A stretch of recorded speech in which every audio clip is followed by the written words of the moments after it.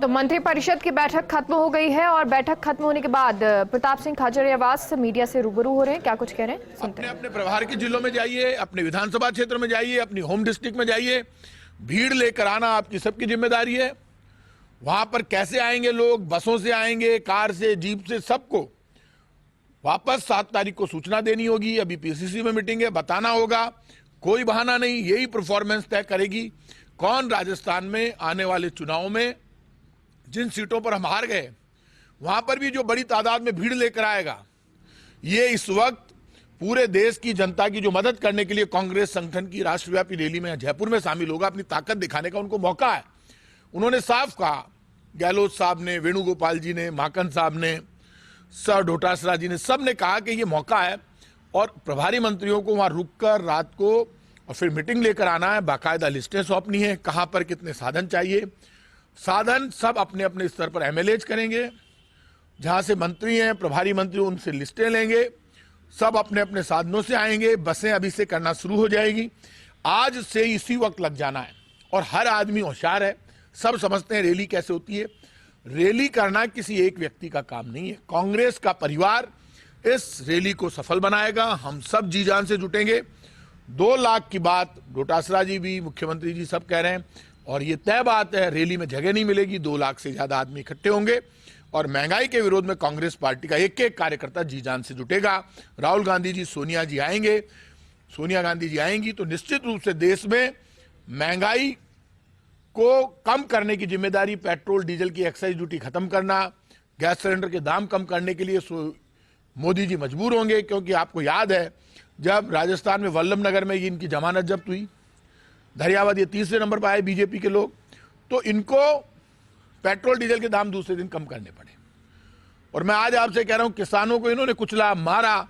1 वर्ष तक किसानों का आंदोलन हुआ। इस देश में आंदोलन की अपनी ताकत है और इनको झुकना पड़ा। भारतीय जनता पार्टी, केंद्र सरकार को, प्रधानमंत्री जी को माफी मांगनी पड़ी कि हम माफी चाहते हैं, हमसे गलती हो गई।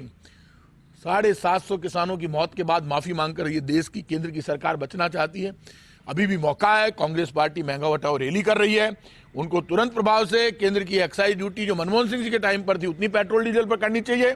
गैस सिलेंडर की सब्सिडी फिर शुरू करनी चाहिए।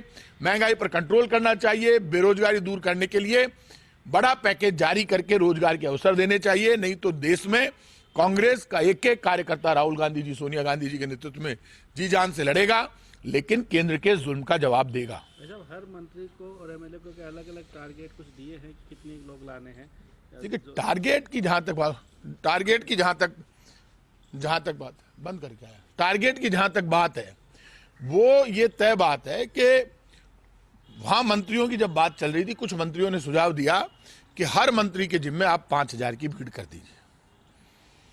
ये तय बात है, 30 मंत्री हैं, लेकिन मंत्रियों के ही नहीं, मंत्री हो, एमएलए हो, चुनाव लड़ा हुआ, चुनाव हारा हुआ, जीता हुआ, ब्लॉक अध्यक्ष, सब मिलकर एक परिवार के रूप में लाखों की तादाद में निकलेंगे और सबका भीड़ जुटाना हमारी सबकी जिम्मेदारी है। और जी जान से लगकर और बड़ी रैली आपको जयपुर में देखने को मिलेगी। और मैं आज आपसे कह रहा हूं, सोनिया गांधी जी, राहुल गांधी जी के नेतृत्व में जिस तरह से राजस्थान में गहलोत सरकार अच्छा काम कर रही है, उसी तरह से यहां से हमारी सरकार के अच्छे काम और कांग्रेस कार्यकर्ताओं की मेहनत के दम पर देश में भारतीय जनता पार्टी के बीटा बिस्तर बांधने का काम, भारतीय जनता पार्टी की रवानगी का काम देश से, राजस्थान से शुरू होगा। और इस महंगाई हटाओ रैली के साथ जो लाखों कार्यकर्ता जुटेंगे वो संकल्प लेकर जाएंगे, अब अगली बार राजस्थान में कांग्रेस की सरकार और 2024 में कांग्रेस की सरकार बनाने के लिए, बीजेपी को विदा करने के लिए